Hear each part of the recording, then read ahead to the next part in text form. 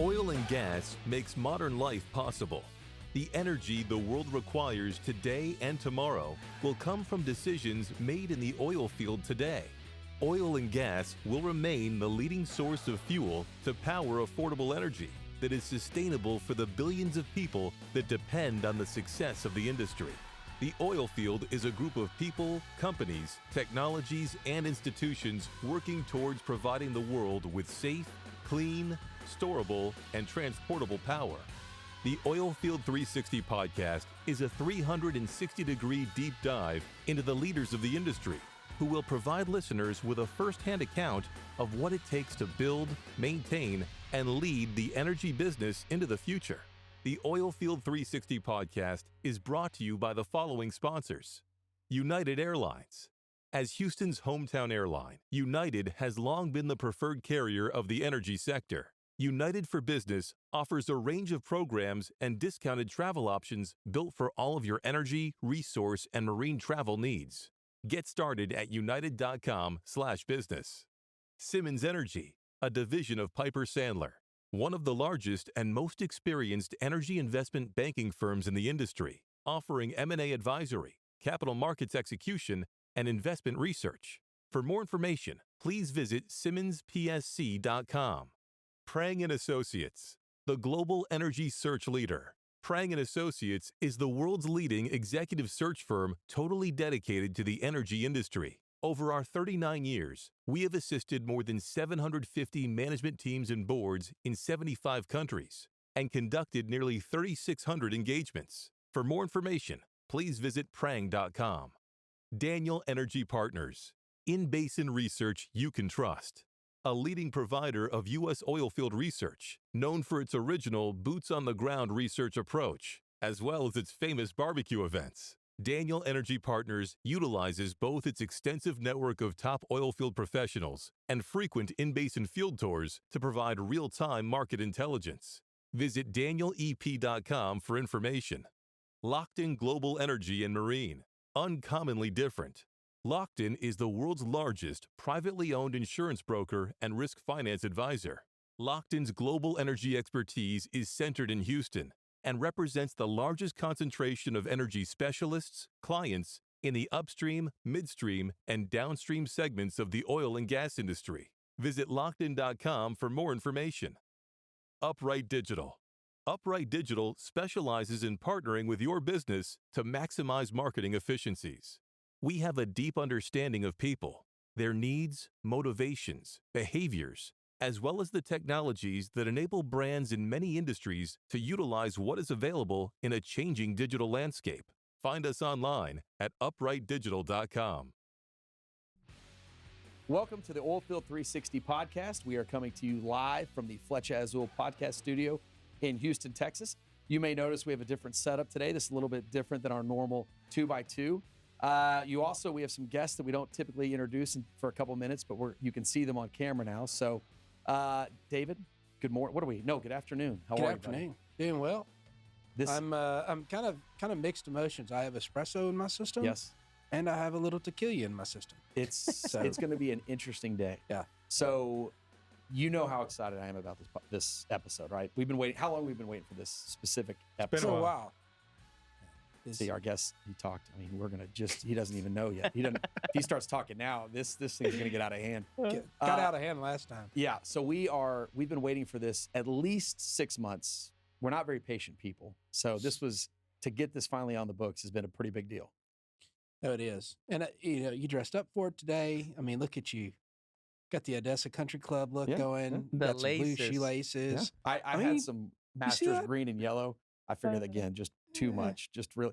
So the real problem for me this week was I did a bunch of posts letting people know how excited I was about this. Yes. And I need to work on some of that, but I couldn't temper how excited I was. Everybody knows that I'm just going to totally blow this episode. So do you want to introduce our guest today? I would. I'm happy to. So we've already introduced him before, so we'll go with him second. But okay. We have the infamous Abraham Ancer, who is here today. Thanks. And he is a phenomenal golfer. We look forward to seeing more happening. He's also co-founder of Flecha Azul Tequila with our other good friend. Returning guests. returning guest Mr. extraordinaire, Marquez. Back to back. Aron Marquez. Yeah. Cheers. Welcome, And gentlemen. glad Thanks for y'all are having us, here. man. I do got one question. I got to put Aron on the spot for Throw- earlier. yeah. So one of the things we talked about in our last conversation was the things you were working on, about yourself and how you were going to get down to like some ridiculous 8% body fat. Where are we in more progress? of that? Well, before I answer that, the camera adds 10 pounds. Yeah. For sure. Let's just say that. For sure. And so does tacos. Yeah. But no, I mean, I try to stay active and work out Lean and and everything. mean. Yeah. The problem is when you're trying to launch a tequila brand, the spirits market is so competitive. When you try to launch a tequila brand, you have to do quality control. Yes, you do. And yes. I do quality control, especially on our reposado.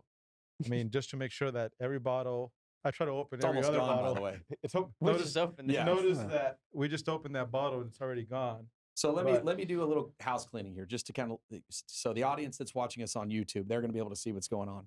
So we are, as everybody knows, if you listen to the original Aron Marquez podcast, it's our highest rated one, most views, most listens. So congratulations. Thank you. At the very end of it, when we were done, we had such a great time. You said, "How can I participate in this?" And we said, "Why don't you sponsor the podcast studio?" And so Flecha Azul came on as the official sponsor of the Oilfield 360 studio. And everybody uses this studio now. So when they do, no matter what podcast they're doing, they have to say that they're in the Flecha Azul podcast studio. So we feel like we're doing as much as we possibly can for your brand. That being said, it was just kind of a known fact that when you guys came on, again, we were going to start drinking tequila. So I have one mission. I've got to get through this as kind of the host of just making sure that this thing runs through. But for those of you watching and for those of you listening, we are drinking tequila. So I want you to listen to our voices. Responsibly, and we're over 21. Exactly, that's true. We are And over 21. vaccinated. And vaccinated. Gotta At least throw our that in guests. nowadays. Yeah, That's our guests are. Josh gave me the COVID, as you know, as he yeah. I So remember we that. are going to be. I always listen. I love listening to the first one where we start out. My voice is crisp, and I'm talking about wonderful things. And at the end of it, I'm like, "Oh God, I love you, Aron. This is so great. Thank you for coming on." So we'll see how it goes this time. We're excited, man. So you mentioned he's a good golfer, Abraham Ancer, Aron Marquez in the Oilfield. You own Wildcat Oil Tools, but Abraham, you are not just a good golfer. You are a professional golfer. Top, I think you're 21 in the world right now. Top 20 somewhere. 30-ish. 30-ish. Yeah. We'll take that. Yeah. High 20s, low 30s. Yeah, I don't okay, know. I that's- haven't checked, but somewhere around there. Well, your Wikipedia page says you're better than that. So I like where it's been edited. You can't to. trust Wikipedia, man. It's to us, it's gold. well, in our hearts, you're better than that. Yeah. All right, That's well, I right. appreciate Yeah. that. So you are a PGA Tour professional, which is cool in and of itself. And then one of the things we'll touch on in greater detail in a minute, but you started your first Masters tournament ever last year, and you ended up starting in the final pairing with Dustin Johnson in the final round, which is just totally awesome. Was that what did that experience feel like? See, I blew it. I was waiting to not do this till the end. I couldn't even wait. How great It was it? awesome, and I mean, the first time that I ever been to Augusta National was with Aron, the week prior to the tournament, and that was the first time that I ever played the golf course. So did Aron, and we had a great time. We had a great host, and once we got there, I felt like I knew the golf course pretty well for like just being there once. We played 27 holes. The back nine, we played it twice. But the caddies that we had, they were tremendous and like giving us feedback or helping me out with some local knowledge and some breaks and some like just kind of how to play the golf course. And I felt like that really helped me quite a bit. And I just went out there with a mindset that I can just doesn't matter. It's just another tournament. You just got to play good. You got to figure out how to play the golf course. I liked the way every tee box, every green kind of looked, so I felt comfortable out there. And I just went out there and just played some golf, and it was pretty cool to be in the last group. Obviously, my last round wasn't the best, but if you tell me where I ended up on Sunday for the first Masters, I probably would have taken it. Yeah. So it was a really cool experience. I gained a lot out of that, and hopefully we'll have a lot more Masters to play. I don't doubt it at all. And how long have you been a professional golfer for then? Since 2014, so Okay. 7 years. Yeah. So right out of school? Right out of school. So tell us about where you came from and how you two turkeys met, and in the relationship that was formed. Aaron talked about it a little bit in our last conversation, but from your perspective, Yeah, he so told us one thing. We know you'll probably tell us the truth. So probably gonna yeah, cross check yeah, our stories. So yeah, I mean, I'm from Reynosa, Mexico. That's where I grew up. Border town here with Texas, McAllen, Texas, and I that's where I picked up golf because of my dad when I was in diapers. Pretty much, he took me to the golf course there and fell in love with the game. I knew from an early age that I wanted to pursue this career, although the PGA Tour looked pretty tough to get. I was telling Josh how crazy it looked. As a kid, be like, man, getting to the PGA Tour from Reynosa would be pretty much impossible. But I've always worked hard. My dad and my family always helped me get to where I am in any way they could do it. sure, So taking me to whatever tournaments they could take me, and it wasn't easy because obviously it's pretty expensive to travel every month or whatever. So, but now that I see how much stuff costs, like I was like, wow. I mean, they sacrificed a lot just for me to go play a tournament, and it doesn't matter if I play good or bad. My mom and dad never, if I did, if I finished first or finished 80th, but if I give it my 100%, they were completely happy and content with that. And so I really thankful for being raised like that. Um, and then when I turned 15, I was like, you know what? I want to definitely give it a shot and go to the US and learn how to speak English and eventually go to college. And that's kind of the path to follow. So I went and moved to the US mission and went to Sharyland High School there. And then after that, I went to Odessa Junior College for a year. Thankfully, I had a really good year out there. And then I had some offers from bigger schools. Went to Oklahoma and turned pro. And then I got my card relatively quickly. And yeah, then I met Aaron in a pro am in a PJ Tour event. It's pretty crazy. Really, just you guys were partnered up randomly? Yeah, we Yeah. did. We're playing last 7, 8 years. So we played in the Colonial Pro-Am. Wildcat kind of had a spot, and we got paired with Abraham, and I mean, we hit it off as soon as we met. We started talking about tequila. We started talking about Mexico and our upbringing, and it was pretty neat to see that, because Wildcat, for oil field services, um, you normally don't see a logo on a PGA Tour player. And when we did that sponsorship with Abraham initially, I had people from all over. When Abraham played well in the players, they kept showing the logo, and everyone kept calling and said, "Oh man, there's a guy wearing your logo on the. Is that the Wildcat logo? Is that the Wildcat logo?" And I've always been a big branding guy, and marketing. So Abraham helped so much get the our name out there, but he and I, we hit it off tremendously well. I mean, like I've told you guys when I was here before, Abraham is like a brother to me, And we immediately asked, would Abraham like two fat white older brothers as well? So we tried to plug Here we ourselves are. into your family as well. Absolutely, I man. have a just a quick little story about when we played Augusta. That for all of us, anyone that plays golf, obviously we do it as not for a living, thankfully, because we will be we will be skinnier than we are right now if we did that for a living. Um, but when we played Augusta, that was a dream come true for me, and Abraham had never played there. So when we landed in Augusta, and I didn't realize that Abraham had never even been to Augusta yet. I had been walking the grounds and everything, and to watch him play that course the way he played it just on a practice round was like, holy smokes, so amazing to watch that. I mean, because you watch it on TV, it's one thing, but watching him hit the ball and hit the shots, and his short game's phenomenal.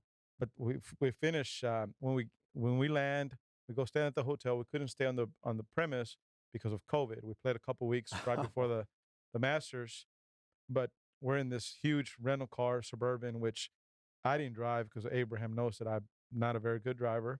So we drove to the hotel, and Abraham's clubs are in the back seat. We're in the back, and mine are in the back seat too, because we're going to get picked up in the morning. So I'm walking in, and I was like, "Hey man, let's go have a drink." And he's like, "No, where's the club?" So I got to get my clubs.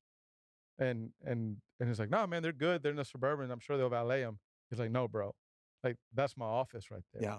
Like that, those clubs right there. That's how I make a living. That's my office. So like that is my portable office. I'm gonna I'm gonna take them upstairs to my room with me." And that to me put things in perspective for us. 'Cause a lot of times we take things for granted, right? And we don't know how we make a living and Mhm. whatever. But seeing that, how passionate that was, like man, that 3 wood that I have, that 5 wood, I It's think it was exactly the way I Dude, if want it. Yeah, my five your would, 5 wood. He's like, would if breaks, that 5 wood breaks, I he's would like, be heartbroken. yeah, that's what he said. Like, I would be Seriously. heartbroken. I was like, are you kidding me? And I was like, okay, this is when you realize that when we play golf, we do it for fun. You know, we drink beer, we drink Yeah. tequila, and we're good. You're making me But- realize I should probably go get that wedge out of the lake by my house. Yeah, but Seriously. anyway, it's just different levels to that. But I remember that story. I was like, that's just phenomenal because it's true. Like, man, if that 5 wood breaks, he's like, I've had that 5 wood forever. He's like, I'll be heartbroken. He's like, Yeah. I don't trust that. He What- literally what went And I kind in of mean, and club? got it. and What we can make. I mean, anybody, any week I can get a new club, right? Hey, my 5 wood broke, but even if they make a replica, same head, same shaft, same swing weight, same everything, it's never the same. Even if you get a driver that if it works for you, and then you get like a backup, and then you try it, it's not the same. Like it doesn't matter. So It this does not the particular same. 5 wood is your 5 wood. Yeah, I It's- mean, right now, every single club in my bag is perfect. I love it. So That's right awesome. now, I can't even think of like I kind of want to switch. It's like no, like right now my bag is perfect. So, like BB King, famous bluesman, he named his guitar Lucille. Do you have any names? If you Great named any of question. your golf clubs? Oh, that is a great a- That is a question. good question, Dave. But mainly just with my irons. In Spanish, it's very common to play with the names of numbers and just kind of make it to like last name, like Ocho, call them Ochoa, Yeah. or just stuff like that. It's but not. They don't have like a specific nickname. My 5 wood is just my baby. I just Okay. call it my baby. What kind of clubs do you play with? So I have a little bit of everything. I decided I was a Nike guy Mhm. right out of college. I played all Nike, and then they stopped making equipment. So I said, you know what? I'm just gonna go out and play whatever I want, whatever I know I'm gonna play my best golf. I'm just gonna do that, and if I can get a deal out of that, great. If not, I'm just gonna make my money on the golf course. I'm tired of being tied up and Right. having to play one brand. So I went out and I realized Mura irons were the best irons. And these I- are the ones out of Japan?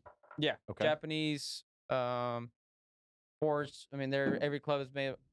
No, Atta I'm, baby. No, if you hear noise in the background, this is Aaron opening up Another the, bottle. all I'm the different switching. bottles. And what's really funny, Switching gears. we're not. We're coming right back to this. We have an audience, as we always do. This is Yeah. people like to watch the podcast. It's fun. So normally it depends what guest comes in, they'll sit and watch. But on Tequila Day, it seems like we always have a bigger audience than normal. And what I realized we've done is we've stolen all the tequila. They can't get in here for Cheers. this. So cheers to those Sorry. watching. Sorry It's about delicious. that. I'm sure we'll have to take a break at some point. Absolutely. Oh, so okay. Now back to the most important part of the show. You're talking about your clubs. Oh yeah, so I got Mira irons. I have artisan wedges. I have a Callaway driver right now. I have TaylorMade woods, 5 wood and 3 wood. I have a Strixon 4 iron/3 iron, and I have an Odyssey putter. Odyssey Toulon. They're the same brand now. And yeah, I play a tireless golf ball. Okay. Sounds very similar to my setup. The mirror clubs are incredible. I always say that it's not the arrow, it's the Indian. But Or here's the arrow. Betcha. for sure, for sure. But the mirror clubs, honestly, for an average golfer, a weekend golfer like I am, and you That's guys what you're are, playing with as well. yeah, the mirror clubs. How, I mean, how do you spell that for our? It's MIURA. And Mira. but honestly, the Mira clubs, I've always been a PXG guy since PXG came to the picture. But I had got a set of Mira irons, and honestly, the difference in the club and the way they're made and the way they look, and visually when you look at the club, it just they're beautiful clubs. And anyway, they're well, incredible. so this has been kind of a fun day. You can't get rid of me. I've been with you guys since basically 9:30 this morning. No, earlier than that, right? Yeah, And yeah, we had a 9 o'clock, so 8:30. This is wonderful. And you mentioned we were talking about Matsuyama, Mm-hmm. Jakey? winning the Masters this year. And you said you played. These clubs are from Japan, and you said you played in Japan and could not believe. I couldn't believe it. That was the first time I was in Japan. I get there it was Monday, but Tuesday and Wednesday we had terrible weather, raining and it was cold. Like I had layers on me. I had a beanie. It was freezing and it was packed, like absolutely packed. Where any tournament in the U.S. it would have been like that. There would not be a soul out there watching. On practice round. This is a practice round on Tuesday. I mean, I have videos of a par 3, like hole number 7, playing by myself. Um, it was rows and rows and rows of people, and I couldn't believe. Like, you hit a shot, like a normal shot, you hit a practice shot, and they were clapping. Like, I was like, what is going on? Like, this is like a major. People were in the grandstands at the range, just watching one random guy just hit balls there. They just love golf. love golf. And the Olympics are there this Tokyo, year. yeah. Looking forward to that. And you're playing for Team Mexico. Mm-hmm. Yeah. How cool is that? That might, listen, we briefly touched on this. I mean, that might be the coolest thing you're going to do ever, play in the Olympics. And with all respect to, other than winning the Masters, right? I mean, a major, playing in the Olympics for your home country. I think that's just completely different. Like, you can't really compare to like winning a tournament or a major. It's just a different kind of feel because it's something that golf wasn't even in the Olympics for a long time. They were, and then they took it away, and then they came back with golf. And I can't wait, man. I can't wait to be there. How many players go for each country? We're gonna have 2. It's gonna be me and Carlos. But I think it depends how many guys you have in the world ranking, like in the top 50. Okay. So it just depends. I think 2, if they're at least in the top 300 in the world, and then if you have more than 2 in the top 50, you can have 4. Okay. But it's weird because it's not even a team competition. It's like individual. So I wish it was like combined or something so you can have, like a team and That's also like a best ball. So you can have a team and also have like individual. I think it would be a lot cooler. Oil field scrambles. That's all we're used to. Yeah. So Carlos he's the guy that won the Houston Open last year in 2020, right? Or 21? I don't even know. Was it 21? It was 20. Yeah, 20, yeah. That's right. Tail end of last year. Yeah. So see, I'm really effective when I'm not much of a golfer. I'm more of a shooter. But when I do play golf, I like to do what like John Daniel does, a little chipping and little putting. Goes visit everybody on the greens, and you can step out and you can hit one great shot, or you can hit an awful one, but they won't necessarily remember because you moved to the next group. this is There you go. that's my kind of golf. Yeah. I tell everybody this is true. The best round of golf I've ever had is an 83. 83 is the best round of golf. No, 84, excuse me. And I shot 34.50. That's how I went. That's tough to do. Yeah, I was just lights out on the front 9, and it was kind of drizzly. And you started thinking. No, and I said, guys, I think we should shut it down. I was like, it's going to start coming down at any minute. I think we should just. And they're like, what are you talking about? And I just wanted off the course because I knew what was about to happen. And sure enough, I just collapsed on myself. And can't be thinking that way. I mean, I'd never shot a 34. You're probably. I was looking at the tour. I was Googling how to get my tour card. How to enter Q school.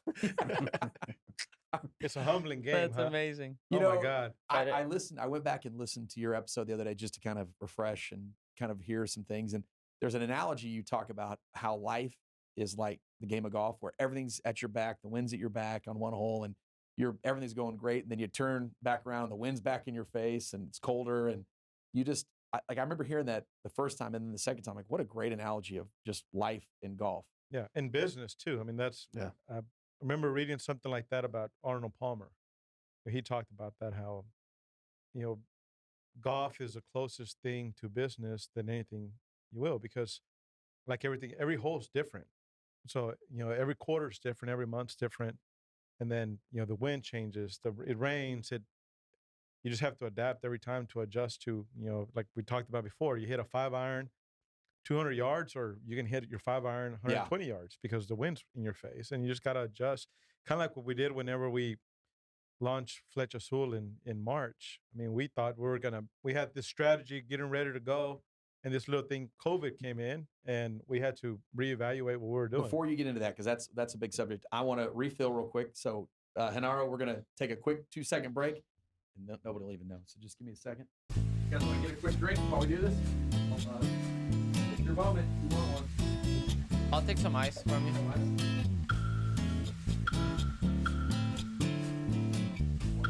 Sure. Perfect. Hello. Hey! What are Hi. you doing? Oh, you paid for this, huh? No, I didn't pay for that. Okay, we are. The audience is not going to be able to tell that we just took a break, but I want to acknowledge that we just took a break.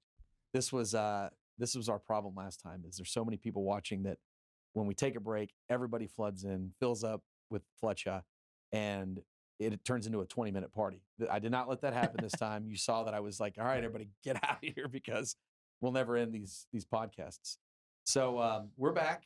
We took a little break. We had to get some. So what's raining out? The Resposado is going quickly. Reposado. Reposado. What am I What's throwing the Resposado? Did I throw an S in there? No, you'd be surprised. My neighbor, who's loves tequila, he's like, man, I killed that Reposado yesterday. I was like, man, this Reposado, man, that Reposado is amazing. I'm like, okay, bro. I mean, Just Yeah, like that's people talking about Kroger. They always add, you can tell somebody's from East Texas because they had an S on there. You go to Kroger's. Kroger's. Yeah. Kroger's. There you go. So it's the Kylie Jenner. She got in a bunch of trouble. See, what's the older? Not Kylie Jenner. You're Kendall going into Jenner. area- Kendall Jenner. Yeah. She has He'll a know. tequila company, and she Right. was mispronouncing everything, and so Right. she got in Yeah. a lot of trouble for like you can't own a tequila company and not know how to say the names of everything. So I guess I'm comparing myself to Kylie Jenner is what I'm telling Do you want to learn how to say every single one right or Yes, let's Yeah? hear it. no? Blanco, Blanco, reposado, reposado, añejo, añejo, cristalino, cristalino, extra añejo. extra añejo. There you That's go. pretty It's good. pretty dang I good. mean, I told you I'm Texican. There yeah. you I go. mentioned that. Or did you hear the roll of the R? Yeah. Yeah, Reposado. that was pretty good. Yeah, that's pretty good. So let's get back to serious stuff. Sorry. So Carried away. talking about a lot of good things. One thing I would like to get an update on is what's going on with First Tee of West Texas and First Tee in general.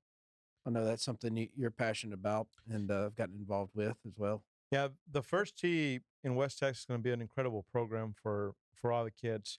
One of the things that's great is our chapter, our West Texas chapter, is going to have a 6-hole golf course. So anyone that's been to Midland over the last 10 years, you realize that golf is very difficult to play because if you try to get a tee time anywhere in a public course, they're sold out multiple days in advance. So that was a big problem for us to be able to launch a chapter in West Texas and being able to get kids on the golf course when golf is such a high demand. And if people want to get out and play, they don't want to see a lot of kids running around. Mhm. In bigger cities, it's not an issue.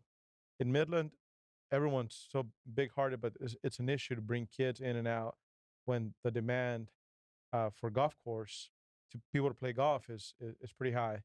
So it's been incredible that our chapter is going to have a 6-hole golf course just for the First Tee kids, so they can come in and play 6 holes and be able to take advantage of basically having that to themselves. So that's an incredible opportunity for us. And the game of golf really has, every time that we announce there's a new class that a new program that we're launching, it sells out within minutes. And it's heartbreaking because when we have board meetings, we get all these updates of kids that are waiting in line to come and play, to participate in the programs, but we only have enough bandwidth to be able to accept everyone. And what makes it even, to me, more fulfilling and heartwarming, like Abraham was talking about, a lot of the kids that come in and play golf, they're very low income kids. We don't have a country club to go to.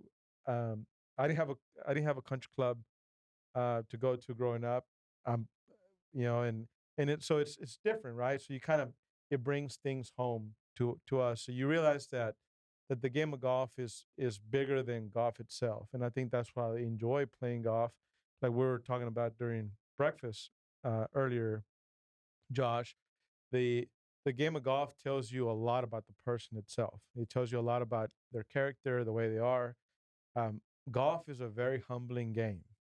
It really is. And a lot of times it's so much easier to carry yourself in a very elegant manner when things are all going your way. But well, let me see how you carry yourself when things aren't going your way, when things are in a inauspicious, where things are just not going your way. That's where you really tell a lot about the person. And that's what we try to teach these kids is the principles of the game of golf, because that's something that you carry in business, and you carry in life, integrity and honesty and character. And two, I mean, it's the first tee is just an incredible program. So I'm very excited that you asked about that, David. This summer we're going to have our program up and running on our golf course. And in Midland, we always say that there's not a lot of things to do, and there's really not. I mean, you can't. There's not a lot of things to do. So for us to be able to offer this to kids, especially lower income kids, it hits home to me. It hits home to Abraham. Abraham has a tremendous uh, representation in the first tee in Mexico. How many chapters have you guys opened up in Mexico since?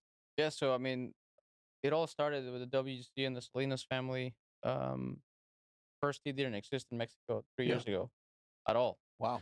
So for kids that with low income, or if you there's not a public golf course in Mexico. So if you're not a member or you don't know anybody or anything, you can't really play golf, which is kind of sad. So they went on this not myself, but I mean I try to help as much as I can. But the Salinas family and Agustin Pisa, they say, you know what, let's change this, and they started the first tee, and in I think in like 3 years now they're up to like 7, 8 chapters already. That's So fantastic. all over the country, and we're hopefully here shortly. We're gonna do one in Reynosa, where I'm from. So that'd be something really really cool to do. That's Very really cool. cool. I didn't. There's no public courses down there, huh? So it's just it's a Very very few. I elite mean, game. you can get into some because they need the money. Mhm. Maybe some golf courses that are private, but they just need the money because of whatever reasons. They're Mhm. struggling. They may be able to accommodate you if you pay, but you still have to pay. Yeah. Now you can Yeah. just go and for a low amount of money you can go out and play. It's not the case. So Right. definitely they want to change that. And good thing about the first tee is that it's not only just about golf, but it's a great way to learn a lot of values and a lot of just the core values in life in general that just help you to shape you to a good So human being. so critical. Yeah. It really is. I mean, I think that the game of golf, I wish I would have learned to play it at a younger age. I mean, why? Because you think you would learn the lessons, or But yeah, I mean, just because it's not just the lessons itself, but also um, the network that comes with golf. I started playing golf when I was 24 years old. I mean, that's pretty late. Now you see these kids that come up and they're like scratch golfers Yeah. at 12 and 13. Obviously, that I don't want to do it for a living, but just utilizing the vehicle of the first tee and the principles of that is an incredible way to really take the kids away from iPads, yes, from video games, from getting kids outdoors. Growing up for us, I mean, we played soccer, baseball, whatever we played, and it kept us outside of the TV. And now, with my son, like I want him to play golf as soon Yeah. as he can. I want him to be outdoors, because there's so many times that you go to dinner, and sometimes I'm guilty of it. I'm not going to deny about it, but you go to dinner and everyone is on their phone at dinner. The kids, your parents go to dinner and they have the kids in their iPad, and their iPads at dinner, and they're watching yeah, Dora the Explorer. And so I think that anything that you can do to remove your kids from being consumed by that telephone, yeah. which I mean, I- not just the kids. Have you everybody knows the game credit card roulette, right? You go Yeah. to dinner and whoever gets their credit card pulled has to pay for I dinner. always lose. I have a friend of mine who loses every time. It's hilarious. But there's another game they play that if you don't, whoever checks their phone has to pay. Well, that's pretty good. It is a good one. Yeah. I like that. And it kind of forces everybody to stay in the moment to dinner. and can't check your watch or your phone. Just you have to stay in the moment with everybody. And that is I'm the only one here that has kids that are of iPad age. I've got an 8 and a 10-year-old, and my son has just gotten into the Nintendo Switch. That thing is like crack. I mean, it is like you have got to pull that out of their hands, or they will play it all day long. And go outside and play. What am I going to do? I don't care. Just go outside. Yeah. So when are we going to send Patrick and Everest to go hang out with Uncle Abe at Uncle Abe's golf camp, and so you can teach him how to play golf? Yeah. We need And to, Counselor for sure. Josh will be there. Let's do that. Hey, going back to That'd be lunch, and we had breakfast earlier, and Abe, what did Josh do as soon as they brought the bill? Oh, he's just like, all right, see you guys. We'll see He's you. like, I'm gonna go get the car. Yeah. These guys like that. They're like, hey, you guys want to go have breakfast? I'm like, sure, man. And I ordered.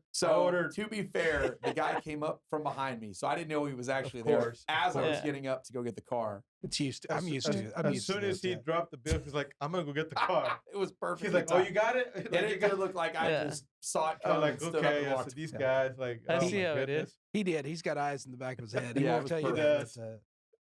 Your So spidey senses. it was strong. I know how to get out of a bill. I'm really good at that. So yeah. Well, listen, you better give me a 5-star for my Uber driving skills today too. That's pretty good. Yeah. Not gonna lie. They I both gotta they both say- tried to sit in the back seat when I was driving. Like, well, this is not happening. Because they should. I was like, I'm not gonna drive you guys around. You used to get up front. I do gotta say, your car seats are pretty cool. That have speakers on your ear. to Yeah, ear. well, that's Do pretty they neat. get a massage? Is it good? Does he No get the massage, No but- massage. Come No, on, you need the Josh. Mercedes seats. Those are the best seats. When you drive, Yeah. they kind of grab do. you, and whenever you turn They left or do. right. Actually, Greg Davis is that Ford truck of his. Really? It's got better massage seats than the They do. Mercedes. Those new Navigate or the Lincolns. Yeah, Those Oh, seats yeah, are yeah. incredible. he turned that thing on the other day. That thing grabbed my butt, and I got a big butt to grab. And it grabbed me. I was like, wow. Do Can you that imagine- again. Can you Yeah. imagine if that machine had machine learning? Oh, It's yeah. like, good God. They will before long. Yeah. So let's go back to right before you started on something I do care about. We had to go to commercial break there. Our first commercial break. Victoria, she's back there. So Victoria Victoria's has to, awesome. just so you know, the girl that came in and said Yeah. hello to us, Victoria Beard, she is the conscience of the show. She has to basically say, can I get this permitted and get it posted or not? So anytime we say something in my head, I'm like, ooh, Victoria's not going to like that. Or, yeah, she'll let that one go. So she's here as a guest today, which is Perfect. great. She's awesome. I love Victoria. She's Yeah. not doing this in the. Well, she might be. I'm ignoring it. I'm Yeah. not looking into the production studio. So we're just going to roll on here. But before everybody came in and said hello, so you were talking about how the winds can, 5-iron behind you, 5-iron in front of you is different club. And then you guys start talking about Flecha Azul starting it. This is an oil and gas show, as we were talking about at breakfast. But really, it's a leadership show. And people talk about what lessons, because the same lessons that it took a young kid from Reynosa to make it to the PGA Tour, I'm sure there was many times where you hit whatever wall that you were going to hit and you had to keep going. And, I can't imagine that, with all respect to Odessa Community College, that you ever thought that was going to be part of your progression to the PGA Tour. So I'd be interested just to hear, like, what has starting Flecha Azul as a group, as a partnership, what does that look like? What have you guys pushed through over the last 12 to 18 months? One of the things that I really want to make clear is, because a lot of times people ask me, like, well, how has Abraham been involved in the brand, or do they think that Abraham is the face of the tequila? What he is. He's Yeah, he's for the record, he's a plays in the PGA Tour. So handsome guy in the PGA Tour. He's Mexican guy, incredible, right? That's what. But he's not. if you are a single woman, I highly recommend you watch the YouTube version of this podcast to see what the face of the franchise looks like. He's very similar to me, obviously. He's a little skinnier, a lot We're more both hair. losing But hair. notice how he said, we weren't even in consideration to be a possible face of the brand. No. or anything. no. What I was getting And at have you was, also noticed how we just like to talk to ourselves on these podcasts?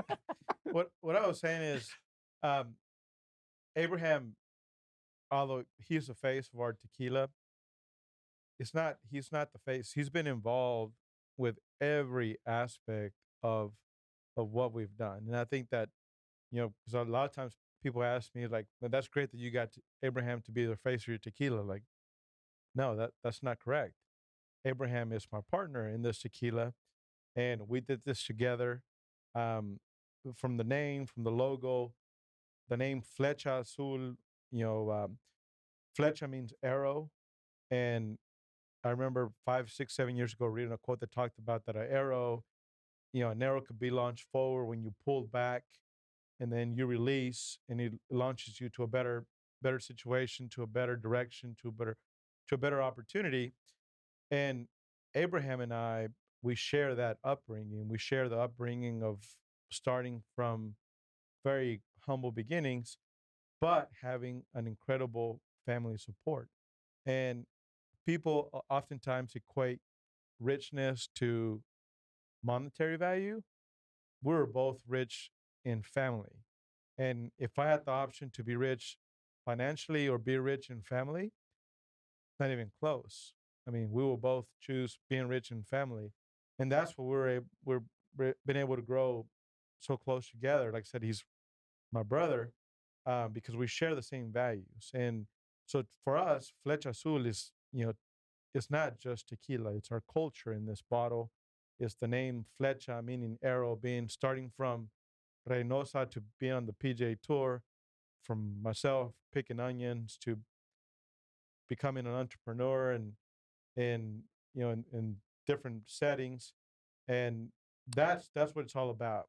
And whenever sometimes I speak to elementaries, to high schools, to business schools, and I scan the room, and I scan the room and I look around and I see very, very few Hispanic guys in the room. And whenever I scan the room, and sometimes I scan back and forth, I'm like, I don't see any Hispanics in the room.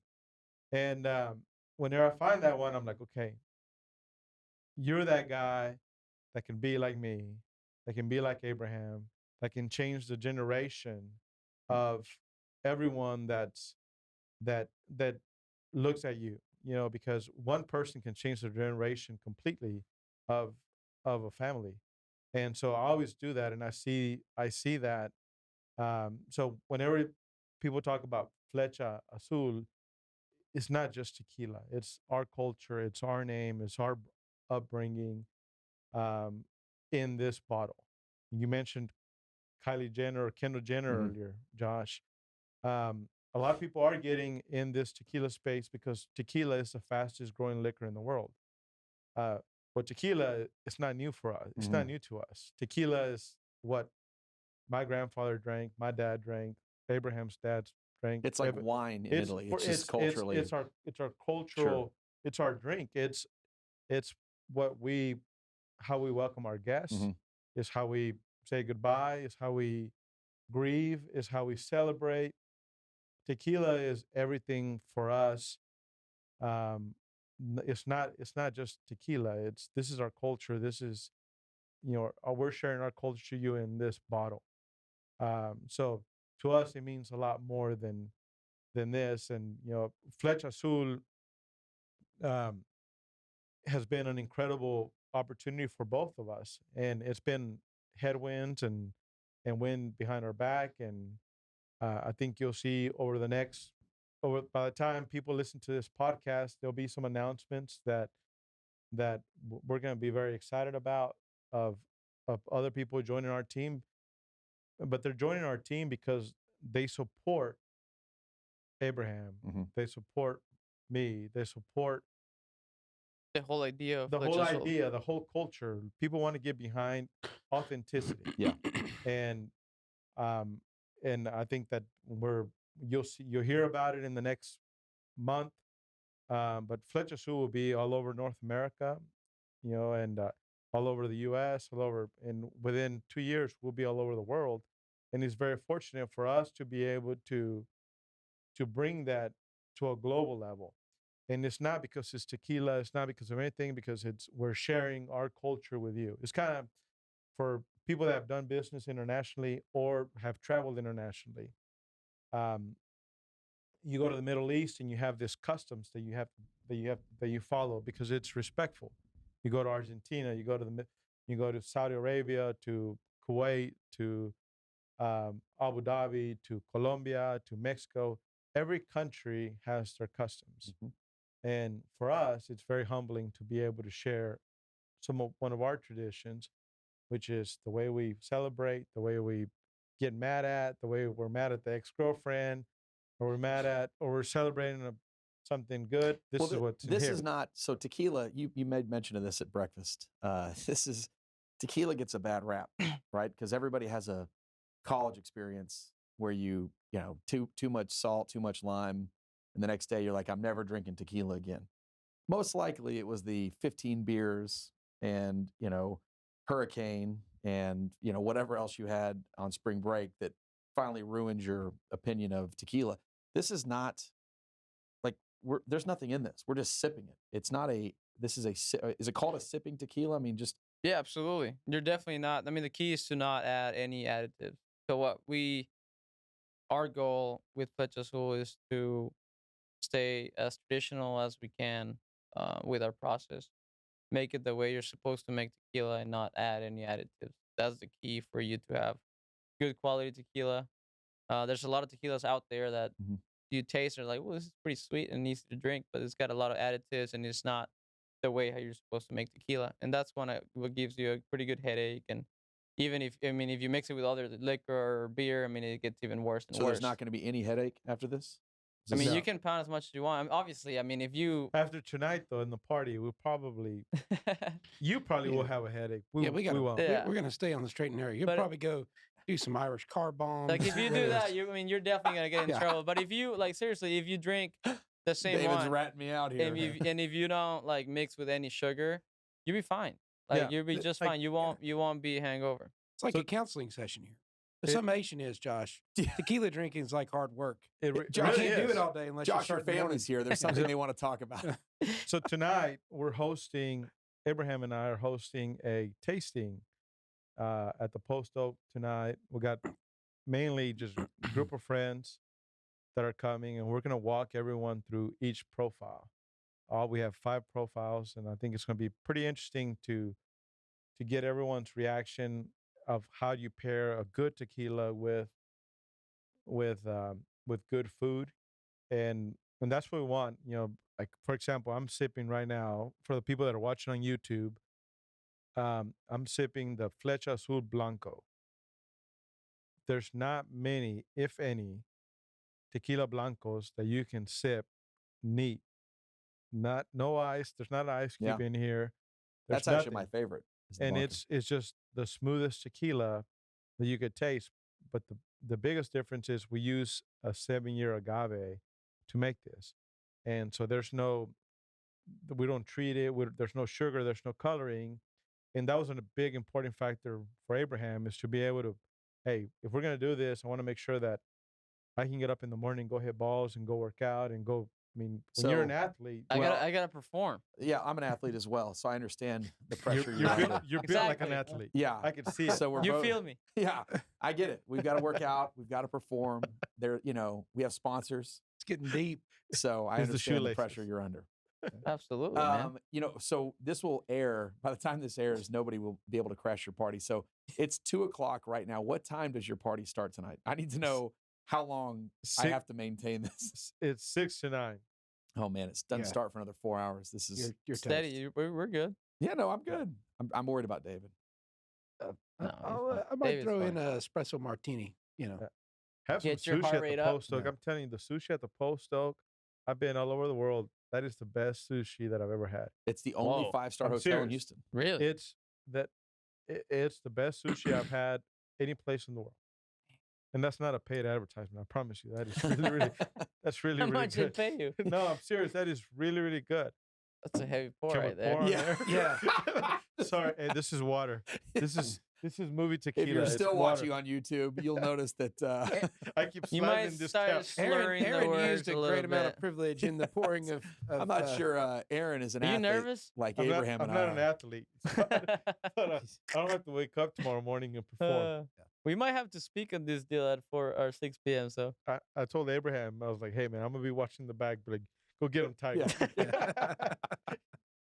The interaction that we as individuals through first tee or small steps or any of these things where we can interact with these kids and giving them a little bit of encouragement and talk to them about what grit and hard work, and despite all the other challenges that may be out there, that you can do whatever you put your mind to if you just dream it and work hard for it. I mean, So, such an incredible point, David. I think that one of the things that I see that's hurting our society, a lot of it is social media, right? I mean, these kids get placed in this pressure where they have to feel like they have to be in this circle and have to look this certain way and have to do certain things.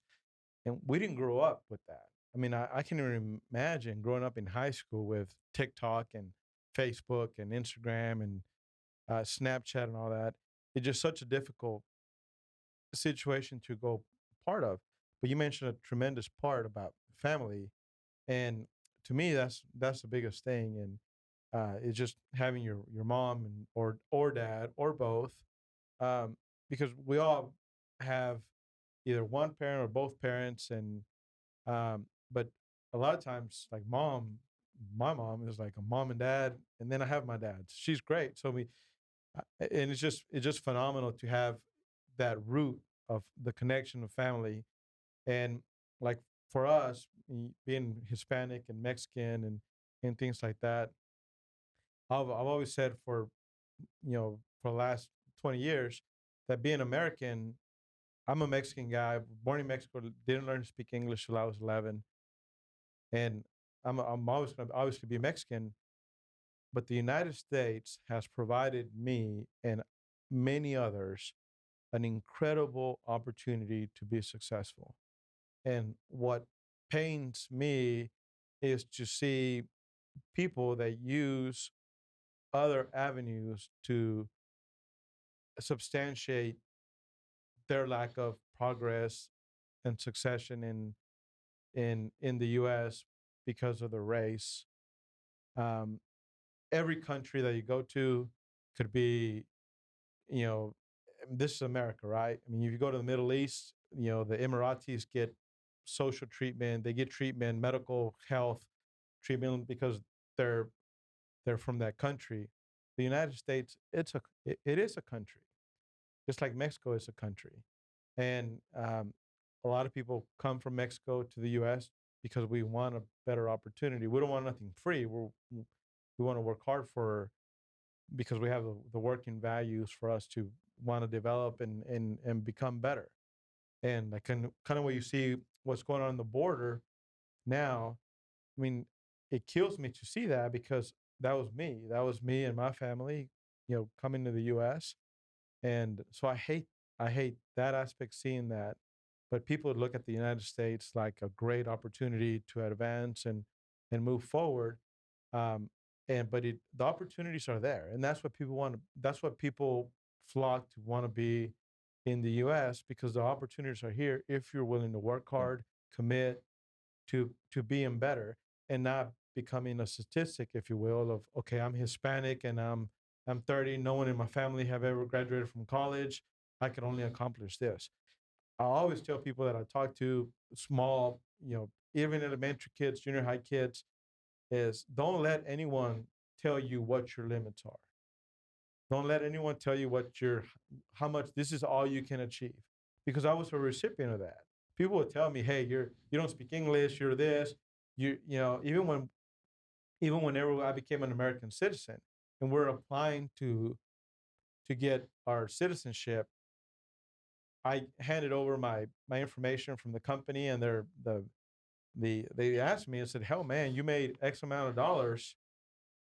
The guy that was doing our immigration processing, he said, "You're not like the rest of them," and that's something that I will never forget, right? And I just kind of chuckled. You mean in a way that it offended you, or what do you mean? You'll never forget.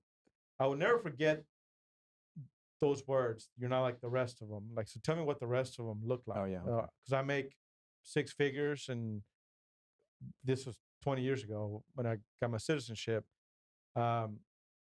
like, what does the rest of them mean?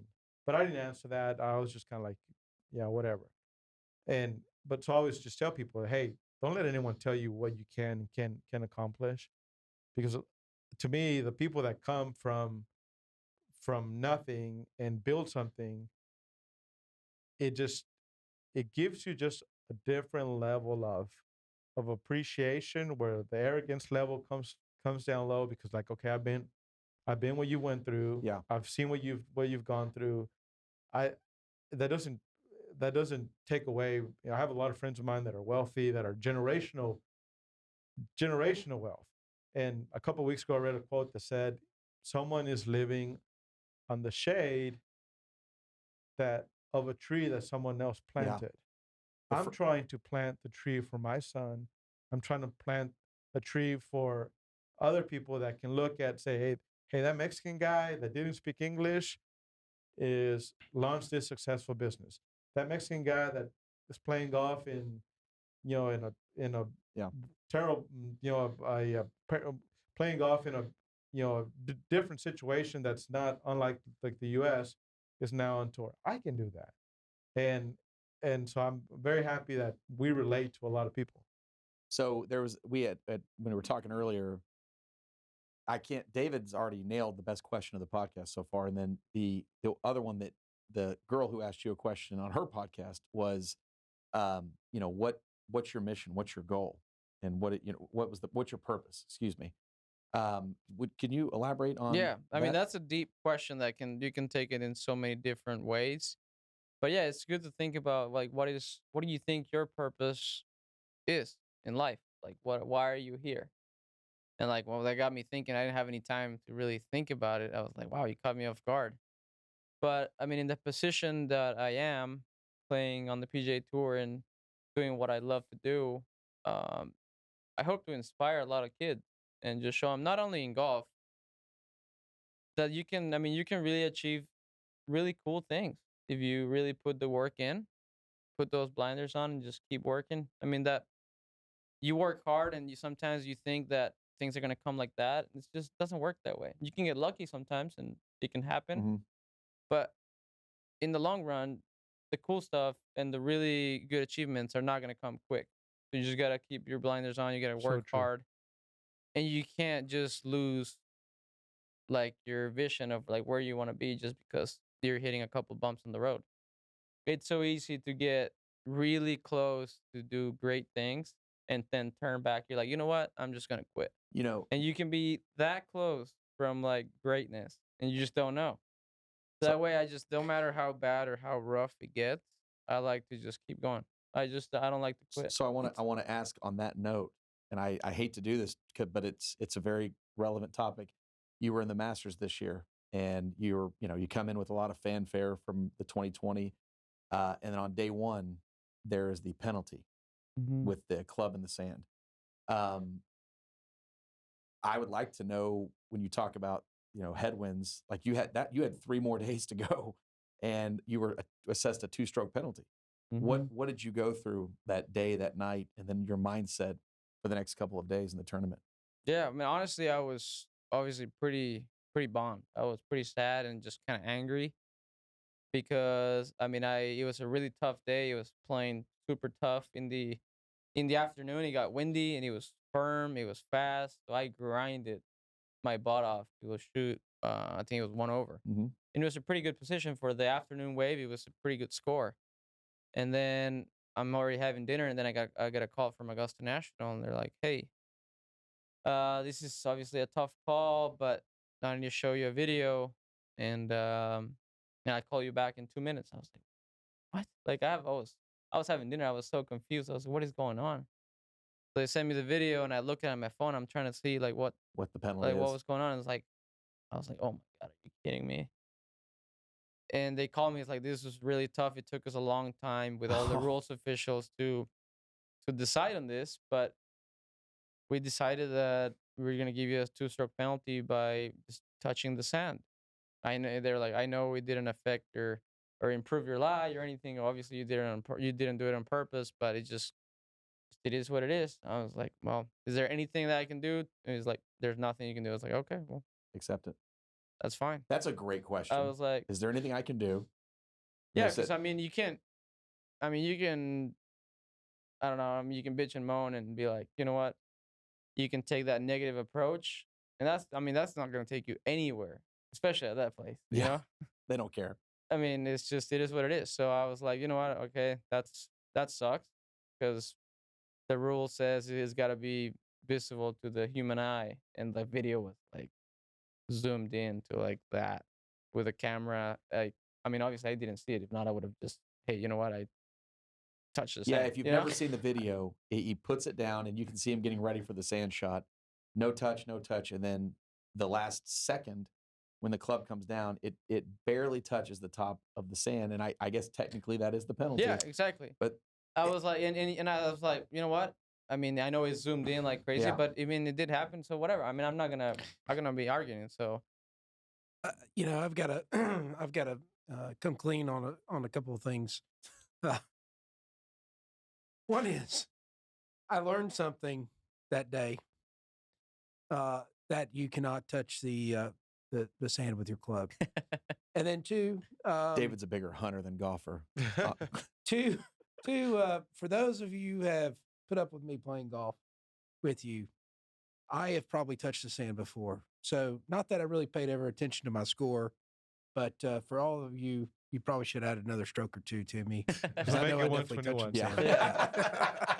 sand. but I mean, but going Yeah, back sorry. to that, I mean, and I got, and I posted it. I was like, hey guys, because everybody was asking me like, why did you score change 2 strokes? Like, what Mhm. happened? And so the Augusta National had to do a report and just say kind of what happened. And then I followed up. They're like, hey, it'll be good for you to also post and just kind of explain or whatever. So Yeah. I explained like kind of what happened, so everybody will know what went down. And I actually put the video so people can see exactly what happened. And I mean, the response was like, "Are you kidding Yeah, me?" Like it was tough to see. even from PJ Tour pros, it's I had like, to "Man, watch it this 3 is times. It's like this is unbelievable." Blah blah. But Your word was gutted. it that is you what. Yeah, used. I mean, I was gutted because I grinded. When you work really hard and you are just grinding for every single shot in a major tournament, and then they're like, "Oh, well, here's 2 strokes." I mean, it hurts, and I mean, it's tough because now the next day I have to play really good you golf did. just to make the cut. So I mean, 2 strokes in any tournament's a lot, but in a major like that, it feels like it's so much more. And so I mean, a lot of people is like, this is unbelievable, blah blah blah. Like how is that even a penalty? But the rules are there for a reason. And I mean, I told the media, was like, hey, can you tell us like how it's like, dude, I'm gonna keep it really simple. It's like I'm the one holding the club. I'm the only one accountable for this. Classy. It is what it is. I mean, Accountability. it is what it is. And if Life lessons. I just gotta play better and make some more birdies and make up for it. So, but you Wait. can take that approach of like being negative and just kind of be that guy on the internet, be like, this is bullshit, you know, like I don't know if I can cuss. No, around Well, Victoria, here, you can- but- Victoria, Victoria, She can let you that cuss? one. I'm Yeah, looking she how said she's yes. laughing. We're All good. right, she's, Keep well, going. we're good. you know, She's but- drinking tequila. We're good. We can really say like anything. So I mean, I could have taken that approach, but that's not gonna get me anywhere. Maybe some sympathies like from in the internet, but I don't care about that. I just So I've been pretending that we're friends for a while now. So when that happened, I said, "Man, my close and personal friend Abraham was just assessed a 2-stroke penalty." I said, "This is no good. I should call him. So I'm going to need your number after this." And you know, I went through it. And believe me, pretty good. as being a millennial like you and me, I went online and I took to the interweb and tried to get people, you know, to revolt, but they didn't. I couldn't build up a team. You won't get much past Augusta National. No, my and man. listen, I love Augusta National. So believe me, if they hear this, I love you. Great penalty. It was a well assessed penalty. But to you, how did it change the way that you went to the course Friday? I mean, I was obviously fired up. I wanted to get those strokes back, and I was able. I mean, I played a really nice round that day. Obviously could have been better, but I fought back. I bounced back nicely and made the cut. And then I had a chance to in the weekend to have a really good finish, even though those 2 strokes. Saturday didn't play my best, unfortunately, and then on Sunday I played pretty solid and kind of came back a little bit. So it was still a solid finish, but obviously So like it's not easy. I mean, you need every shot you can. Yeah, I mean, you do. out there. And I hit the ball great. I didn't make many putts coming in. and that would have made obviously the difference. But I mean, I played with Hideki the first 2 days, and his teammate in the President's Cup, awesome guy. Is he? Awesome guy. Yeah, I like to Well hear that. deserved. Super. He doesn't know much English, and obviously I don't know much Japanese, so we can't have very deep conversations. But he's awesome. His caddy is awesome as well, Shota. That master steal where he bowed. Yeah. Oh my That was gosh. sick. That's yeah. probably one of Solid. the coolest things in sports that I've ever seen. Absolutely. I mean, it was just such a class act. Yeah. so because- cool. I So mean, it was just like, are you kidding me? Just He- respect. in the year where sports fans, not golf related, but in other sports, really being general have lost a lot of fans. I think that golf, which is probably one of the most conservative sports, Mhm. it's amazing just how classy that was handled. It was And awesome. I love that it one of the things that's been very difficult to see is all the Asian Hate, yeah. hate that's been going on, which is unfounded and not good for anything. Rationalizing race and people is just never good.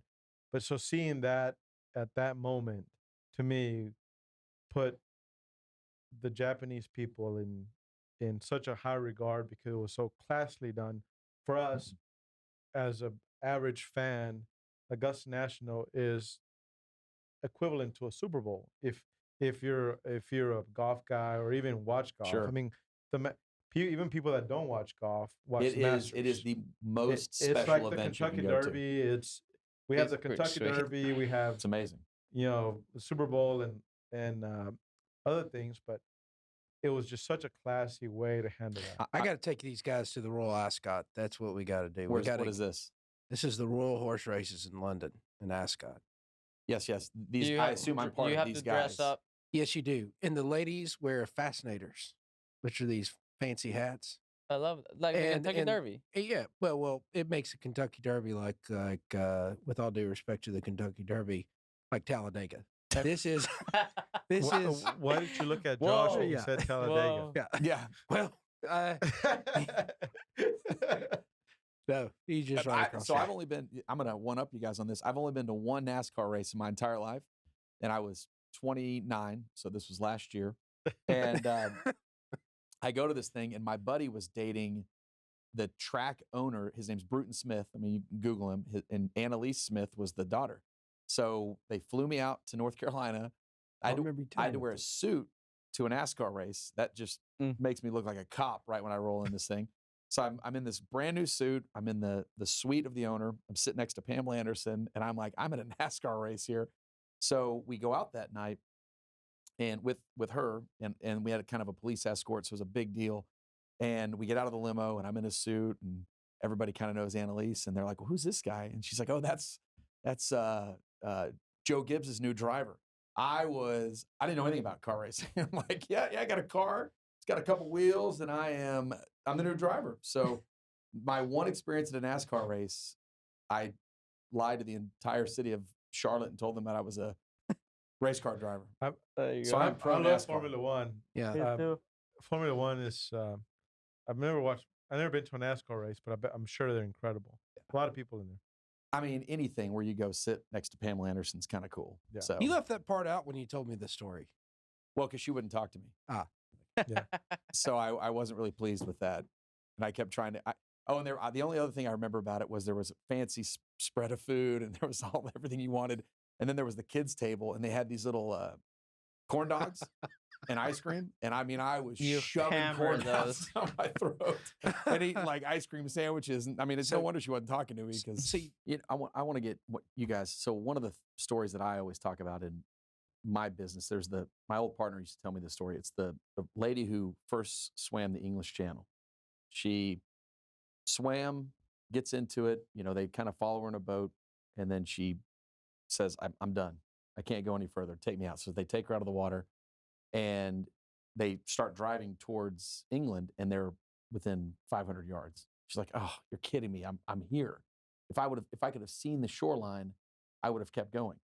And it's one of those things where you can't see where you are sometimes, so you're distraught. I wonder, is there a an idea like that pushes you or motivates you like daily? Absolutely. I mean, absolutely. There's a lot of people, for example, is like they tell me every week, your game is there. Like, how haven't you been able to win on the PGA Tour? There are so many guys that have won, and their world ranking is like way, way, way like higher than yours. Like it's crazy, but it's like it's tough to win on the PGA Tour. It's very tough. I've won on Australia and like on the Corn Ferry Tour, but I don't mind being very consistent. I feel like I'm there all the time. I haven't been able to win on the PGA Tour, but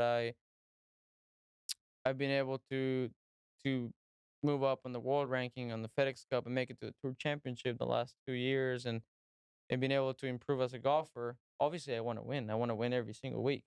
It's not easy, but I'd rather be consistent and not win and then disappear for like Mhm. a year and then maybe win and then where's this guy? You know what I mean? I Mhm. like the consistency, Sure. and I would love to be winning every single week, but in golf it's pretty hard to do.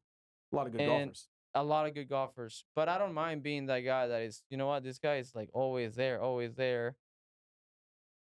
And yeah, and I feel like if I keep doing what I'm doing and just getting more comfortable, getting better at how I play golf, that's gonna come. And I'm not losing my mind. It's like, why am I not winning? Like this is, I mean, it is frustrating, but I'm not losing faith, and I'm not getting to the point that I'm like, you know what, I'm giving up because I like the grind. I like the That I is, just I just I just enjoy golf and how tough it is.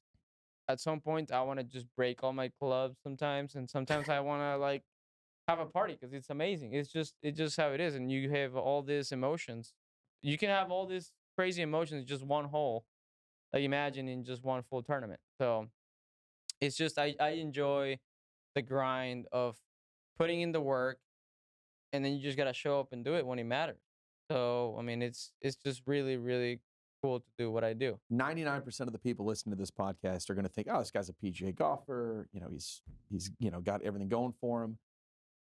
The part that's transferable back to David's point is I love the grind. It is. I like getting up early. I used to like business travel. I haven't really traveled much anymore, in the last 12 months. But the grind part. You mentioned your mom and dad earlier? Where did you learn the grind? Did your dad grind? Did your mom grind? I mean, where did that come from? Because in my opinion, it's almost a learned attribute. You talk Yeah, I about. mean, absolutely. I think my dad instilled in me so much with him even trying, but I just saw it, and he did everything in his power without bitching and moaning about anything to just get me to a tournament and just help me in the way that he could to just, all right, where are we gonna go? It's like I'll figure it out. We'll make that tournament somehow. And it didn't matter, like I said, it didn't matter if I shoot 80 or I shoot 65. If I gave it my 100% effort, that was he was happy, he was content. It didn't matter the result because I guess he knew at the end that was gonna pay off. And a lot of people is like, dude, why are you wasting all this money taking him to these events? You can be paying off the house or the Mhm. car or whatever. You know what it is? And at the time, if I knew, because I had no idea what money was or Yeah. what things cost. Credit I was cards. a Yeah. little kid. I mean, I had no idea. Now that I realized, I was like, that's impressive. Like that takes a lot to just figure out a way to just take your kid and because you don't even know if he's gonna pay off or not. No, You know what I and he's mean? not doing it for you to become at the But time. he grinded his ass off just for me to have an opportunity to. Your dad died in 2014, Yeah, the same year you turned pro. yeah, Did that he was pretty rough. did he know that you had turned pro? So my dad, the last tournament he went and watched me play was Q School. That's the Q School to qualify for the PG, well, not for the PG Tour, for the Corn Ferry Tour. That's the highest level you can just qualify like that. You have to qualify there, and if you make it through the 3 stages, you play a full year there, and if you're the top 25 out of the Mhm. 200 players, then you move up to the PGA Tour. So I made it through all the stages, and I went to final stage, and he watched me play that week in December 2013. and then I missed my tour card by like a stroke or two, but I still had conditional status, so I still made it to the tour. I just wasn't gonna be making it every single event. And then my dad passed away the next month, so he Oh, didn't really get to see me play as a professional. Not one event. So that was the last one. So yeah, that's tough. yeah, But But he it- got you there. It Yeah, is And cool. he's It- watching you still. What's amazing, Absolutely. like it is incredible. This is the best part about pouring into people. Like he poured into you. There wasn't any payoff. I mean, he wasn't doing it for payoff. He wanted the son to be great. It is incredible the opportunity that like really with the platform that you have to invest in these into people because there's somebody out here is going to hear this. Somebody out here. That's what I always tell people. It's absolutely amazing the reach of a podcast. I'm blown away by it. How many people talk about it, listen to it, and no one's going to get 45 minutes with you. Not very few people are going to get 45 minutes with Aron or Abraham. And there's somebody that's hearing these stories that you have no idea how that's going to impact them. And that to me is the best part of this podcast or this opportunity of this podcast is just to take those tidbits. And look, I thought about even asking you that question because I knew we'd talked at breakfast, and that's a pretty tough question to ask somebody. But there's so much truth and authenticity really in you behind that story and like what pushes you, what motivates you. And I appreciate you sharing that story with us because again, that's a tough story to talk about. So yeah, absolutely. Thank No, you. it motivates me like crazy. Just to the way he grinded, like I said, in life, just to give me an opportunity. And if I'm there, I'm like, man, I had it easy compared. So I have to man, I was like, I can't stop. I gotta keep going. that's awesome. That's good perspective. Well, Very so good perspective. I mean, I could keep going forever, talk about, from one athlete to another. We could just tell stories of, training You're a and, I think I beast. might need to and call our us a gym driver. memberships that I don't go to. So the way we kind of wrap these things up is we kind of talk about, is there anything that you would tell your younger self, 20 years ago, well, in your case, maybe 10 years ago, or a person that's, today that you would give them a piece of advice or wisdom? And Aron, I want to start. Let me give you a break here and we'll start with Aron. Is there a piece of advice that you would give somebody? You can't say the same thing you said yeah, the last time. you have It's to gotta remember be what you different. said because we do. Okay, good. The best thing that I can say is you're going to go through life that is going to teach you so many different things, and you're going to be exposed to so many different things. But one thing that in an ever changing world that will never change is your family. Your family and your friends, that will never change. And the more you grow as a person, the more you grow as a businessman, as a athlete for like you guys. Yeah, we understand. Um, Cheers. you the world seems bigger, but in our reality it's just smaller. And keeping your core people together, and more now than ever, especially through COVID, I really value friendships and family more than I've ever have. And I mean, it's amazing how your family is always going to be there through thick and thin, and you always hear that until you go through situations that puts the that puts to you in front and center. And like for me, if I was talking to a 20-year-old me, I would say, hey, invest in you and invest in your family. And like I always say before, is learn to clap for yourself. Because a lot of times people are not going to clap for you. People are not going to support you because they're like looking at you like, man, I'm only why are laughing you because why are you doing only that? clap for myself. Yeah, but like you're like, and I'm learning from you, Josh. I'm learning You're from an you. inspiration, Josh. Yeah. You But I'm inspire serious. us It's all. like, hey, learn to clap for yourself. And you don't have to clap for yourself out loud, oh, but do it to yourself so you can keep going.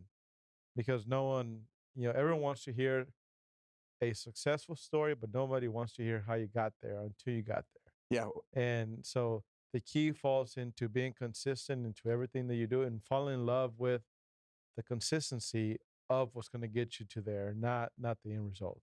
the don't tell me about the birth, just show me the baby. Yeah, pretty much. Yeah.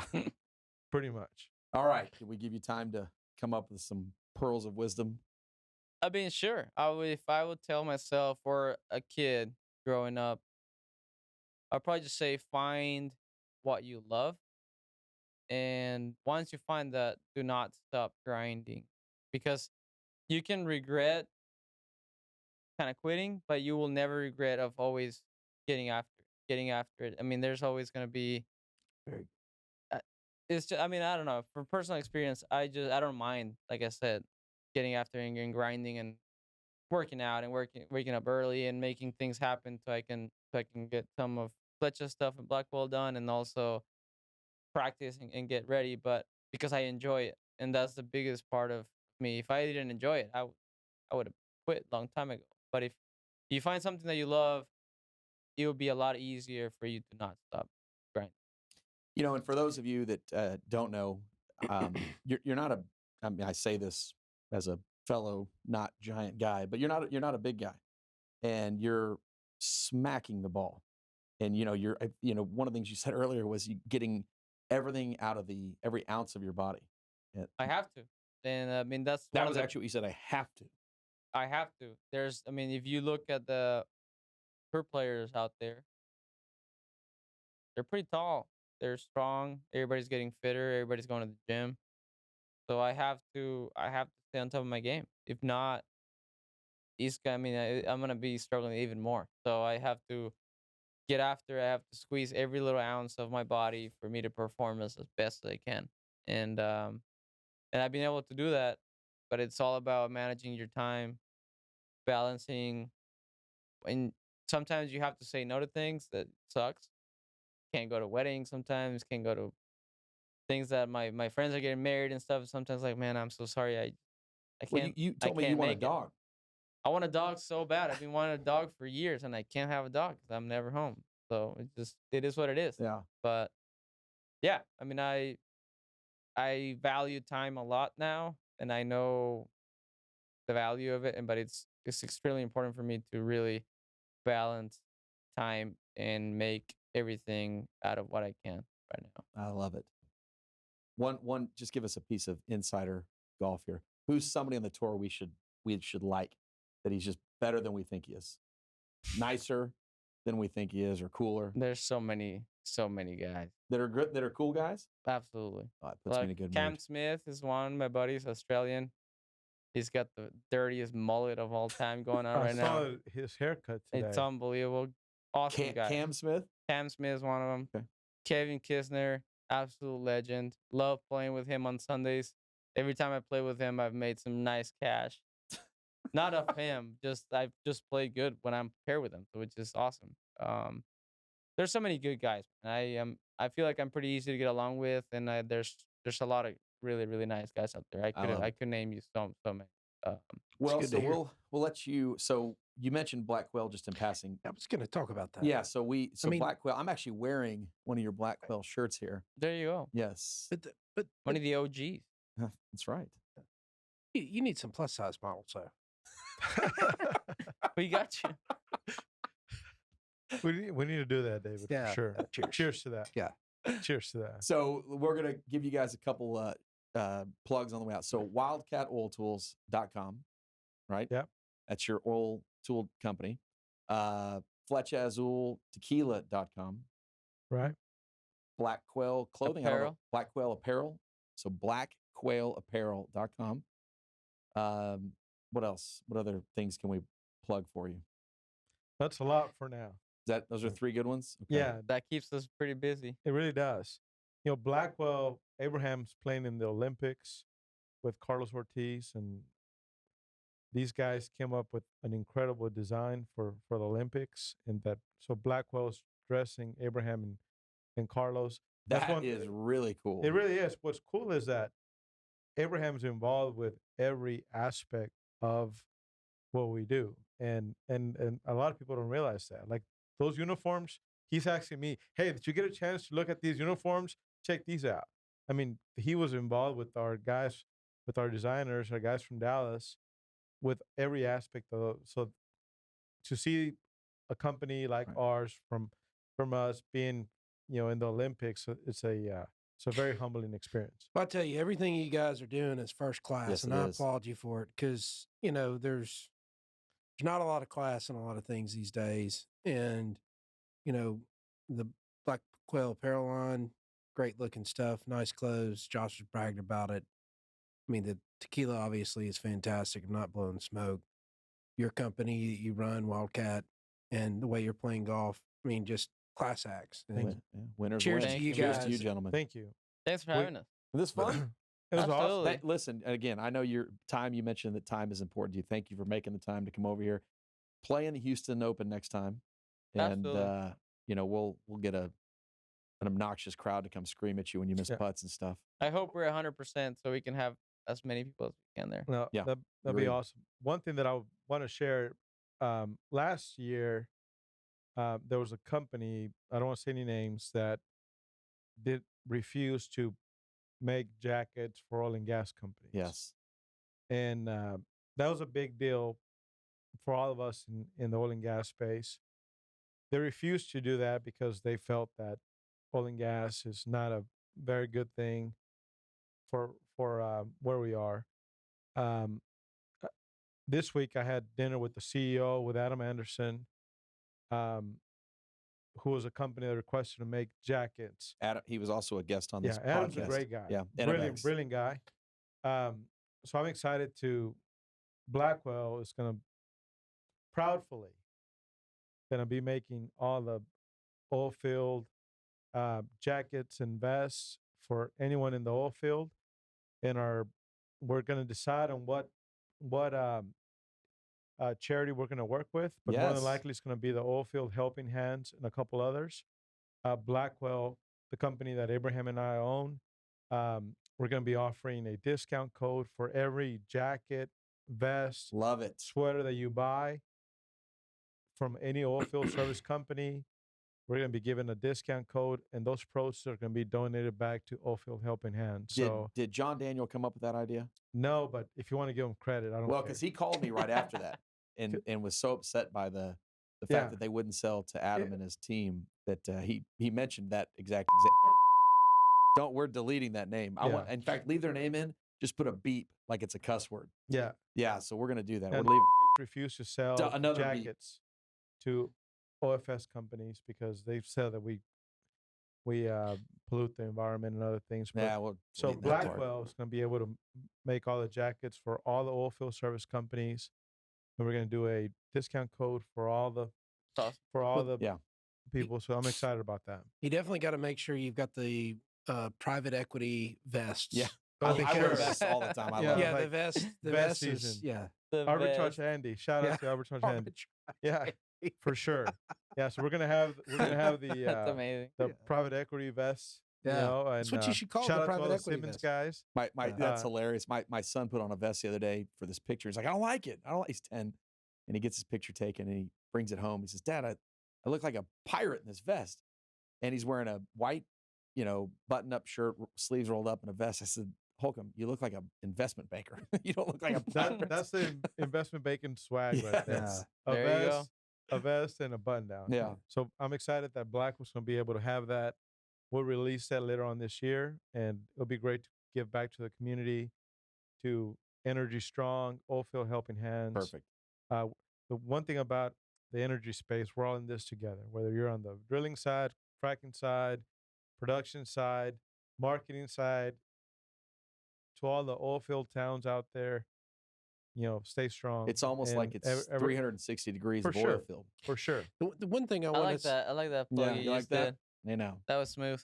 the one thing that I want to see Blackwell do is get into an outdoor line, maybe some fishing shirts, and I'd like to do something that I've suggested that do for a while, as well as the people beep that that make name my out too.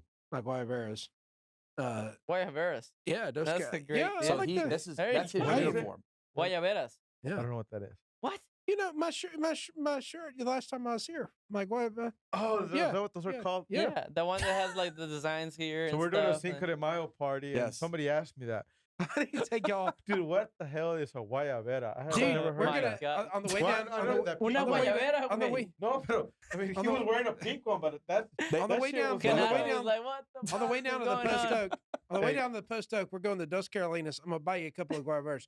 They we look need to awesome. make some guavaras out of the fishing shirt material, What? I like that. which Say it would one be more time. perfect. Guarabera. Can you say? I'm gonna say it in Spanish. Guayabera.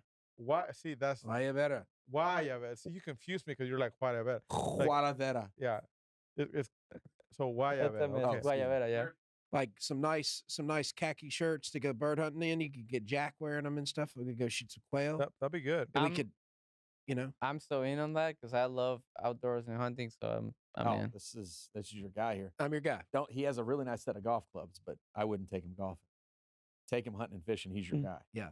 Gentlemen, this has just been unbelievable. You signed a master's flag for me. I really appreciate that. All the jokes I've been making on social media. Thank you guys for letting me have fun with you guys. And I mentioned earlier, I don't know what part we're going to edit, what we're not here, but I want to say it again. Aaron, it's fun to cheer you on. You are a friend. We know you very well. It's fun to watch you do well. You have, everybody that I know enjoys watching you do well. And Thanks, that's a nice compliment that gets Thank you. the things that are said behind your back. That's what's said behind your back. So I hope you know that. And Abraham, we are going to root you on like never before for a PGA Thank victory. you. Even though, like I said, I've been telling people for many months that you and I are really close friends. So now that We're both athletes. now that my other athlete, close and personal friend, Abraham Ancer, has been on the podcast before, I'll text you later. But Give me your number. yeah, I'm just going to need your phone I'll number. give you my It's good. card here in a second. Yeah. Your real phone number, not your assistant's phone number. Not the burner phone. Yeah, exactly. So, but thank you guys. We root you on. We cheer for you. This is going to conclude this episode of the Oilfield 360 podcast in the Flecha Azul podcast studio in Houston, Texas. I'm sure we talked about websites and places to go visit for our guests. If there's anything you didn't like, please send it to david@oilfield360.com. If there is anything you did like, send it to josh@oilfield360.com. I don't read complaints, so don't send them to me. David will sort those out for us. This has been great, gentlemen, ladies, and audience watching. We appreciate this. Genaro, thank you. Genaro is our new audio video guy. Genaro? Thank you, sir. Genaro. This has been great. Tequila gentlemen. over mezcal. Yeah, I'll translate that for you in a minute, Genaro. Actually, I don't know what he said. So Gennaro has a mezcal company. yes, oh, he does. Yeah. That's right. Genaro is fantastic. So again, thank you guys. Cheers to you all. Cheers. Thanks to Cheers. so much. Everything Thank you going for on. having Cheers us. to Thanks, guys. 2021, To gentlemen. Victoria. Cheers to Victoria. Cheers to Victoria. Cheers to Cheers to Victoria. Oh wait, Okay. one last thing. United Airlines is our new sponsor this year. It's a pretty big deal getting them. So That's awesome. I think I'm contractually obligated to mention them. And be Is like, this gonna be the United Airlines? No, this is the Flecha Azul Podcast right here? podcast studio. I'm just kidding. That Yeah. doesn't change. Yeah. All right, everybody. Thank All you right, guys thank you so very much. much. Thank everybody. you. Cheers. Appreciate it, Cheers. guys. Thank you.